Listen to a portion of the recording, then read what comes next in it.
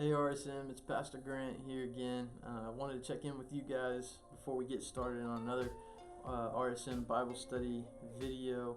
If you watched last week's video, really appreciate it. I think it's been really nice to continue our study through the Gospel of John. And so if you can, if you have it, go ahead and grab your Gospel of John Scripture Journal and have that open with us as we're going through the last couple moments up leading towards the cross and Jesus' burial. We are finally looking towards that moment when Jesus is lifted up, where he's exalted, as John says. In the second half of John, he's leading up to this moment. This is definitely, undoubtedly, the climax of John's gospel. And so go ahead and read through those two chapters. Read through John chapter 18 and 19. And I didn't want to read both of those chapters here on the video. Your scripture journal, it starts on page 102, and you'll read on through to the end of chapter 19, and that's going to be on page 116. And we'll give you some time to do that, so you can just pause the video for a moment. But what I want us to do is we're going to look at a couple texts in this moment, in Jesus' trial and in Jesus' burial, as we're looking at that. And I want us to ask one question. I want us to ask the question, how is Jesus' righteousness upheld even as he's sentenced to death? How is Jesus' righteousness upheld even in something as gruesome as the cross? How is Jesus' righteousness upheld in the trial before the Jewish authorities and before Pilate? How is Jesus' righteousness upheld whenever he's publicly shamed? And so take a moment now, pause the video, and we'll be back with you in just a little bit.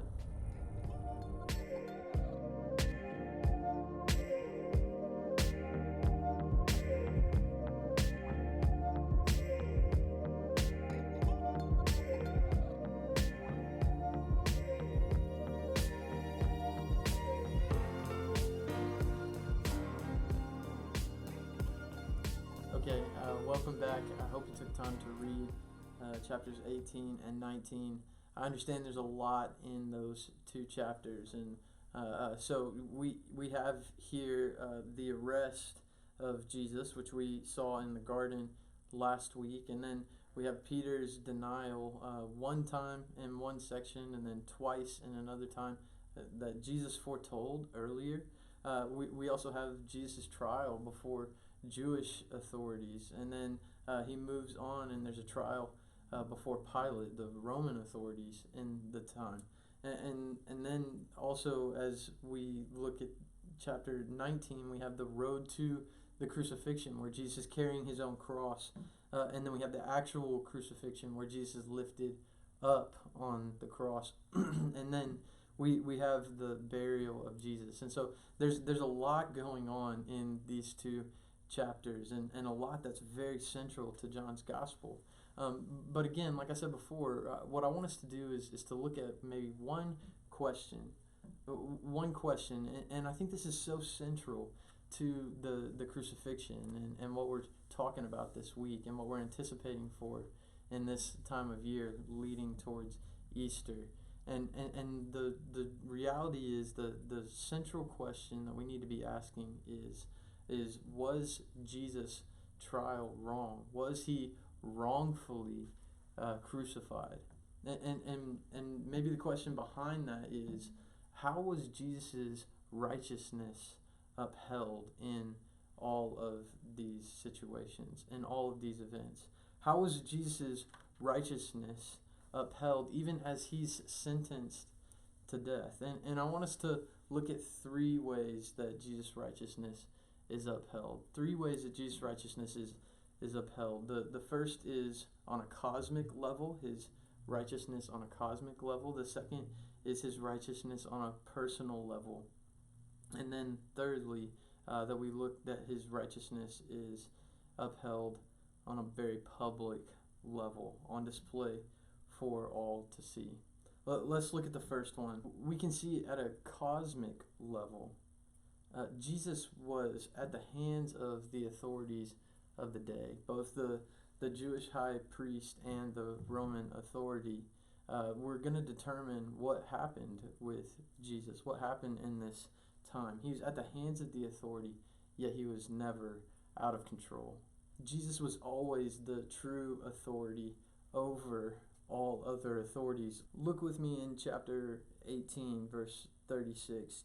Jesus is talking with Pilate here, and he says, "My kingdom is not of this world. If my kingdom were of this world, my servants would have been fighting that I may not be delivered over to the Jews, but my kingdom is not of this world." Later on in chapter 19, again talking to Pilate, he tells Pilate, "You would have no authority over me at all unless it had been given to you from above."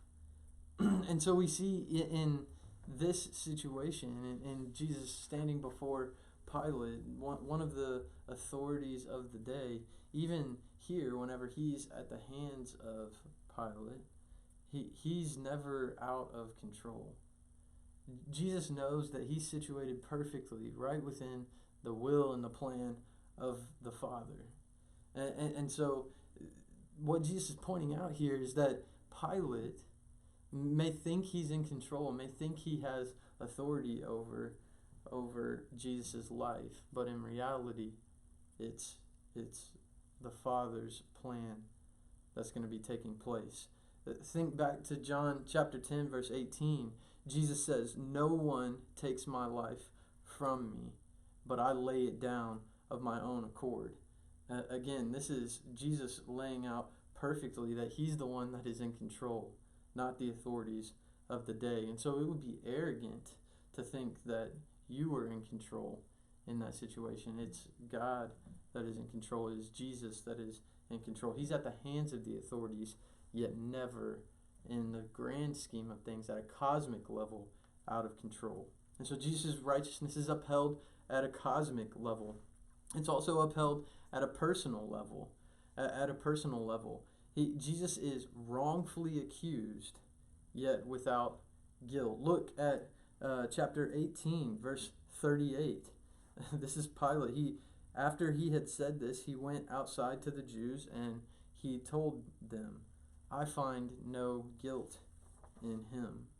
Again, in chapter 19, verse 6, Pilate comes and says, "I found no guilt in him." Jesus had done nothing wrong. His righteousness was upheld in a very personal way, too. Every way that Jesus had carried himself in this whole process has been exactly as the Father had planned it.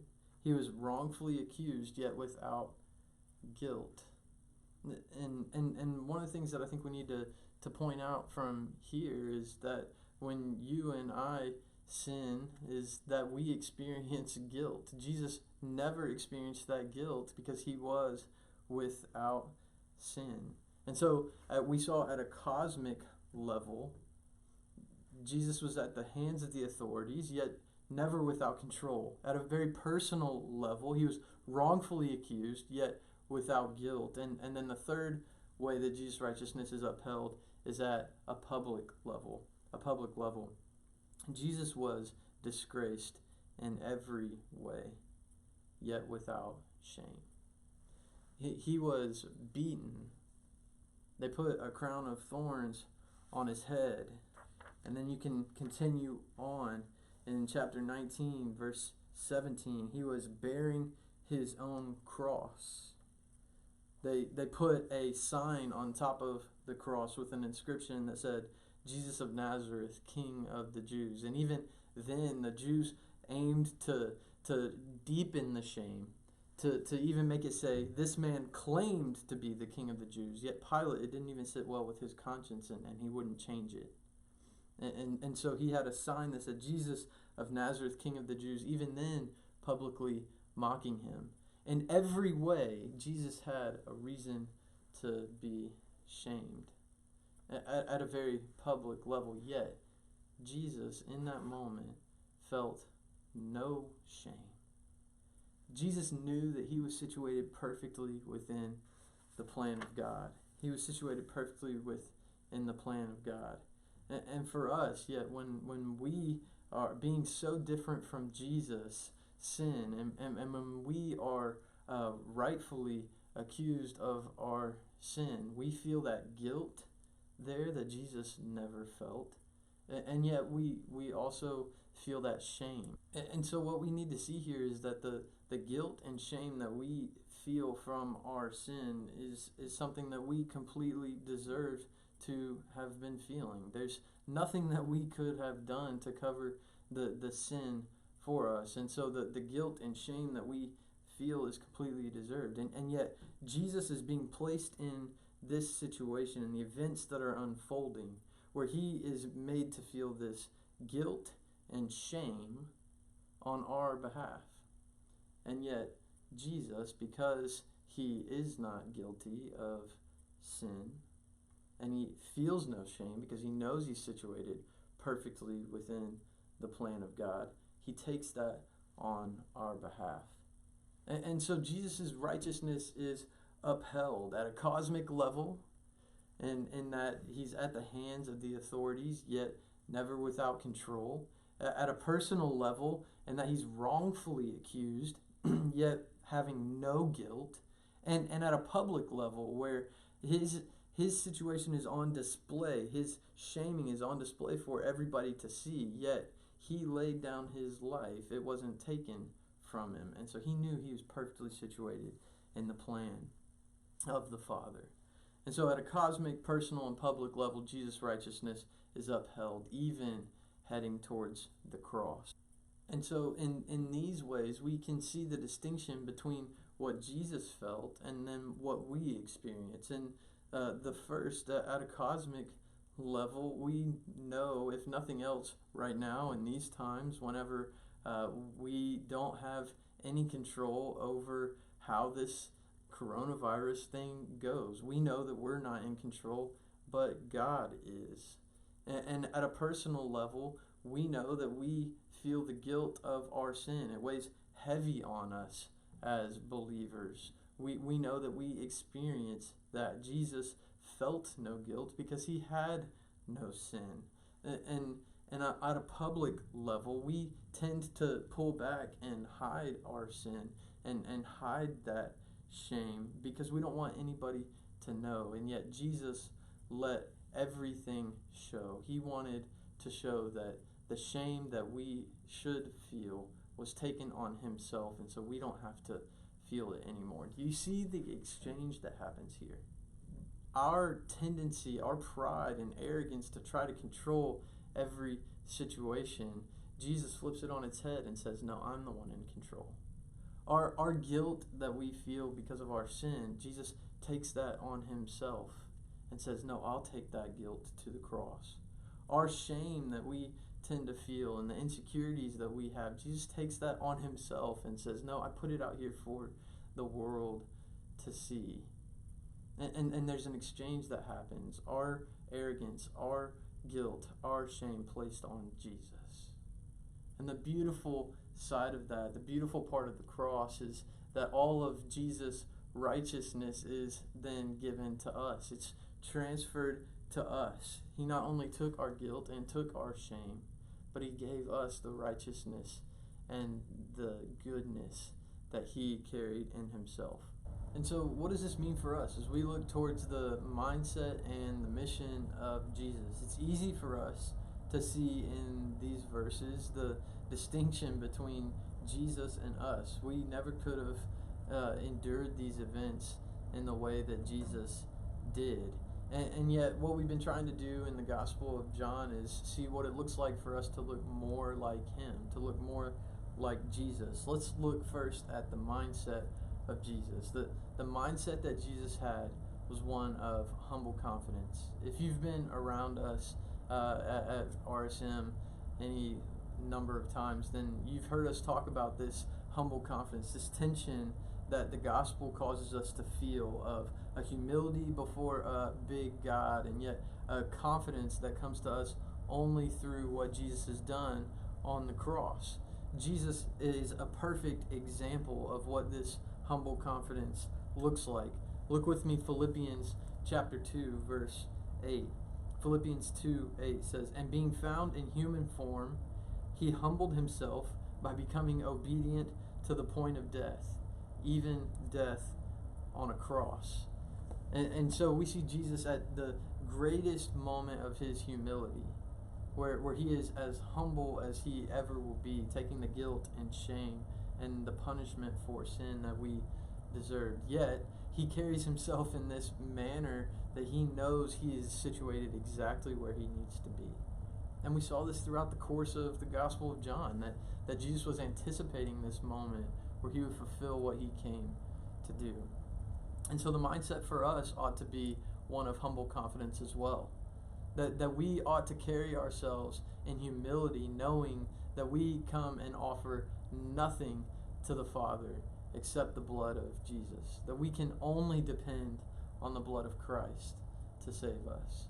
And so there's that posture of humility, and yet there is that posture of confidence that Jesus gives us. We do not have to walk and navigate in guilt or shame anymore. Jesus took that upon himself at the cross. And so what does it look like now as we look towards the mission of Jesus? What was Jesus really trying to do here in the trials, in the denials, and in the crucifixion? Chapter 18, verse 37, Jesus responds in a very clear way and lays out what his mission was. Look with me there, 18:37. Then Pilate said to him, "So you are a king?" And Jesus answered, "You say that I am a king. For this purpose I was born, and for this purpose I have come into the world." And he gives it explicitly here, to bear witness to the truth. To bear witness to the truth. Everyone who is of the truth listens to my voice. And Pilate said to him, "What is truth?" Pilate asks this question completely oblivious to the fact that he's actually in the room with the one who claims to be truth himself. Jesus says earlier in the gospel, "I am the way, the truth, and the life." And so the question ought not to be, what is truth, but instead, who is truth? The mission of Jesus is to show the world that he is truth. And likewise for us, the mission ought to be to show the world that he is truth. And so for us this week, what does that look like for you? What does it look like to show and display and show off Jesus in such a way that demonstrates that he is truth? There's a lot of misinformation going around in the world today, and sometimes truth can be really, really confusing to pin down, and yet Jesus steps in this moment and lets us know with certainty that he is truth. This is the mission of Jesus, and this is the mission that he's called us and invited us into as well. And so as we're anticipating Easter and we're looking towards the way that this story doesn't end at the crucifixion, yet this is the starting point for what's going to be the biggest grounds of confidence that we have as Christians in the resurrection. I just hope that you engage with this in a way that shows Jesus' righteousness is on full display, and it's fully upheld at a cosmic level, a personal level, and a public level, and that we can have this mindset like Jesus of humble confidence, and that we can live for the mission of God, where we're showing everyone that Jesus is truth. Man, I hope this was an encouraging time for you guys looking at the scriptures as we're anticipating the celebration of Easter. You guys keep an eye out for the RSM newsletter. We'll keep you posted on everything that's going on this week, and we're going to continue Zoom calls on Wednesday for RSM midweek, and I know that's been a highlight for Kara and I as we've looked forward to kind of doing student ministry virtually, but we'll keep you posted on there. Looking forward to it. You guys have a good week.